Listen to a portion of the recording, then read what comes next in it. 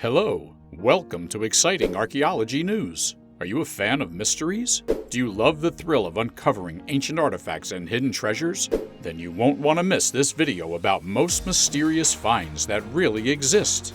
From Effigy Mounds National Monument to Speckled Stone, this video explores some of the most fascinating and enigmatic discoveries of all time.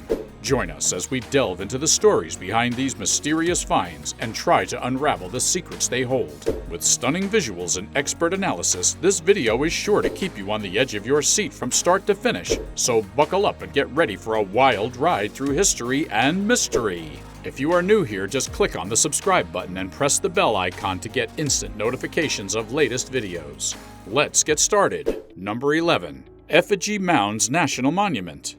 The Effigy Mounds National Monument can be found in Iowa, United States, on the banks of the Mississippi River. It is undoubtedly worthy of being designated a national monument, albeit it is peculiar that the United States would do so for something its citizens know so little about. The monument was established in 1949 and is situated on the Riverside Bluffs, home to 195 identified mounds. Around 30 of the mounds are effigies of animals, like birds and bears, but the majority are in the shape of cones. The earliest of the mounds was constructed some 2,480 years ago, while the most recent was built toward the end of the 13th century.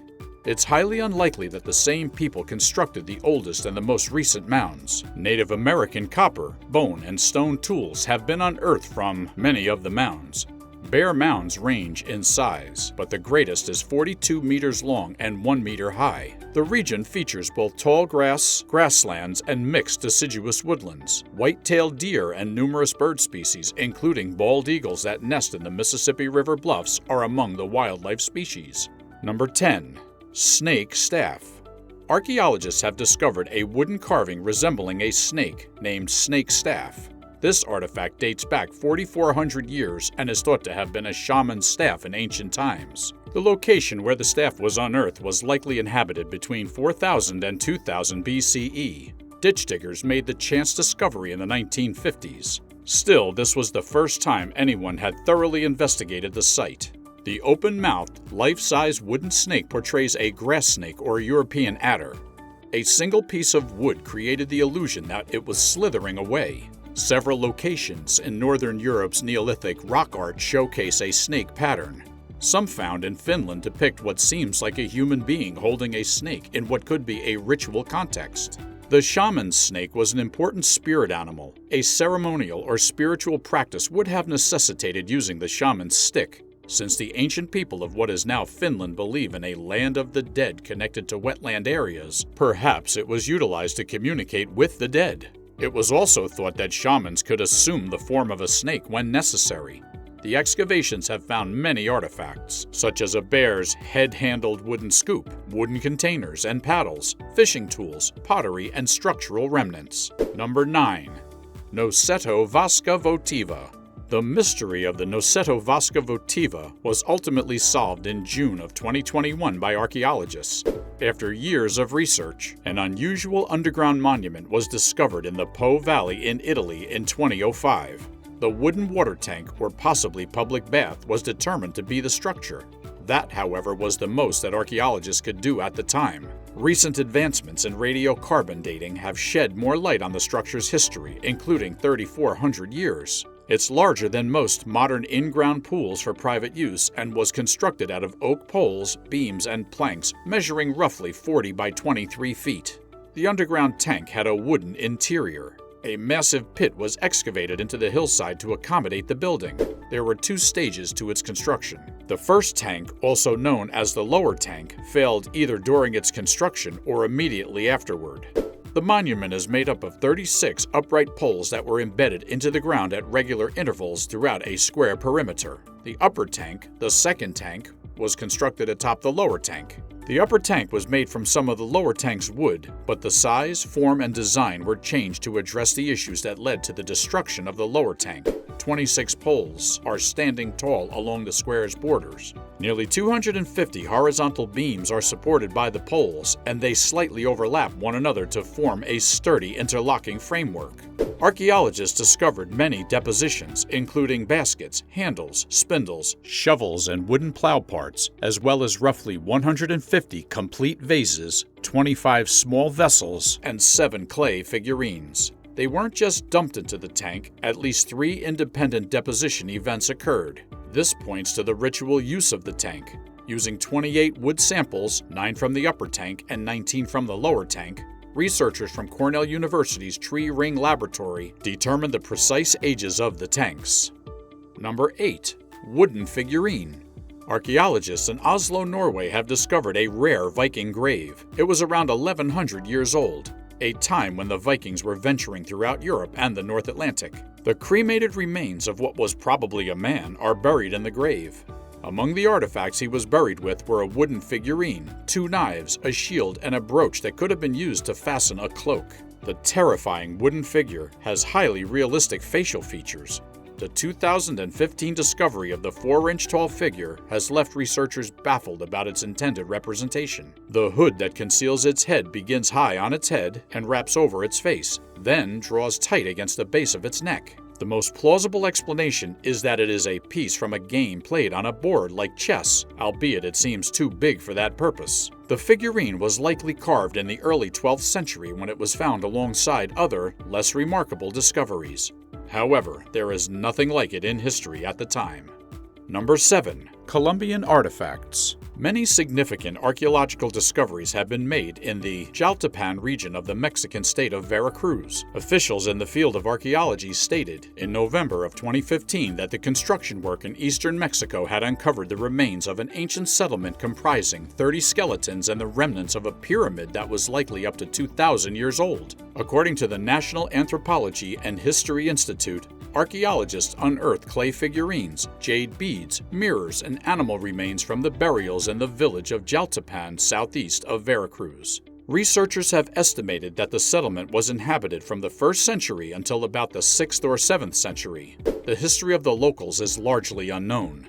Researchers want to examine the remains to learn what might be learned about the skeleton's preparation for burial. All that is known so far is that of the 30 burials, 2 at least belong to infants, Alfredo Delgado, an archaeologist, said. Researchers speculated that the buried antlers and bones of dogs, coyotes, deer, fish, and birds were meant to accompany the deceased into the afterlife. The fossilized teeth of a long-extinct megalodon-type shark were found among the countless prehistoric remains, proving that the site's residents were avid fossil collectors. Multiple cultural traditions are reflected in the artifacts unearthed there. Among the artifacts discovered were what appeared to be Mayan figurines and stonework, as well as ceramics that could have originated in Teotihuacan. Number 6. Gunung Kawi Temple. The 11th century temple and tomb complex of Gunung Kawi, also known as the Valley of the Balinese Kings, is located near Tampaksering, 180 kilometers northeast of Ubud, on the Indonesian island of Bali.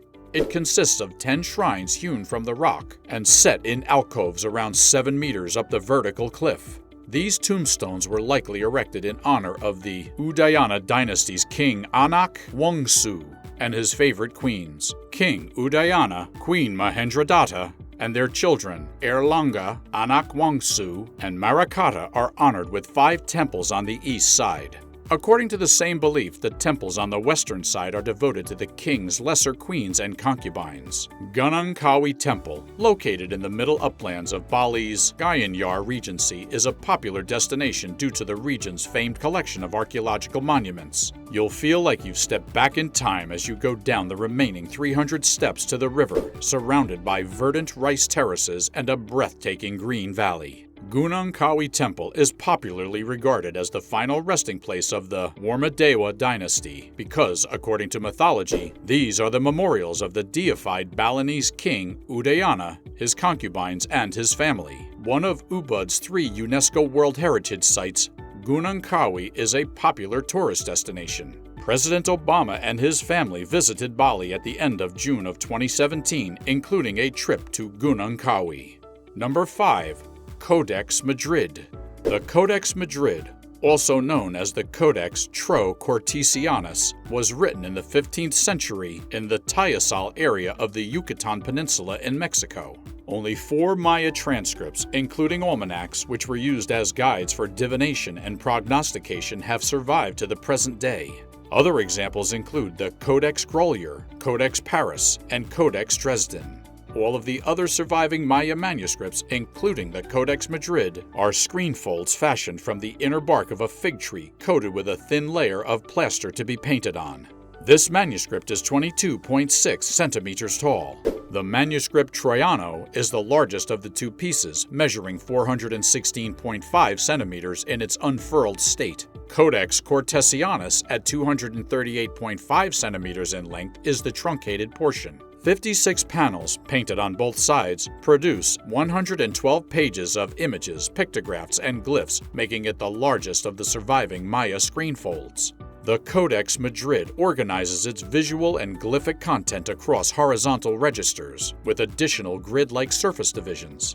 Most marked-out sections feature a deity surrounded by glyphs and pictographs that together form a kind of thematic almanac covering daily life topics, including beekeeping, animal trapping, hunting, and gardening. Referenced herein are almanacs constructed around a 260-day Maya calendar. On other pages, rituals aligned with the solar year are depicted. As a result, it gives us insights into Maya's daily life and public ritual. Its contents were likely gathered from previously published works. Number 4. Nok Civilization. One of the first societies in Western Africa was the Nok culture. It flourished in what is now Nigeria between 500 and 200 CE. Crops were grown, and the Nok employed iron tools. Because the earliest artifacts from this culture were unearthed near the present Nigerian town of Nok, historians and archaeologists refer to it as the Nok culture. The distinctive terracotta sculptures and early ironwork of the Nok culture are well known. Someone in Nigeria in 1943 brought some strange artifacts to the notice of archaeologist Bernard Fogg. He and his colleagues later discovered that they belonged to the previously unknown civilization known today as the Nok. Terracotta sculptures of human and animal heads and bodies make up the bulk of these artifacts. The triangular or oval-shaped eyes on human faces are one of the qualities that distinguish Nok sculptures. Exaggerated hairdos for human figures were also common. In most pictures of people, they are seated, with their hands resting on their knees. All the clay used by the Nok people in their sculptures appear to have originated from the same source, as determined by archaeological analysis, suggesting that a centralized authority controlled the supply.